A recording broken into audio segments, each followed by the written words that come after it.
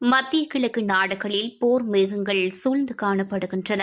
தரைப்படை வீரர்களை அங்கு நிலைநிறுத்துவதை அமெரிக்காவின் பாதுகாப்பு தலைமையகமான பென்டகன் அதிகாரப்பூர்வமாக உறுதிப்படுத்தியுள்ளது.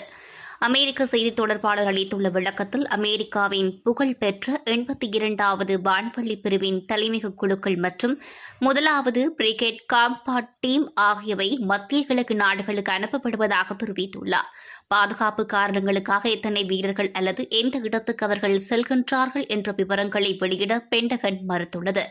வடகரோலினாவை தளமாக கொண்ட இந்த 82வது வான்வழி பிரிவு உலகின் மிகச்சிறந்த போர் அலகுகளில் ஒன்றாக கருதப்படுகிறது.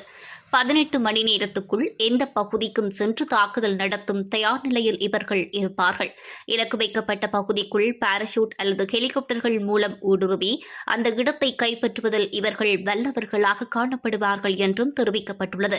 குறிப்பாக ஈரானுடனான மோதல் வலுக்கும் பட்சத்தில் ஈரானின் முக்கிய பகுதியான கார்க் தீவு போன்ற இடங்களை கைப்பற்ற இந்த வீரர்களை அமெரிக்கா பயன்படுத்தக்கூடும் என்றும் கணிக்கப்பட்டுள்ளது.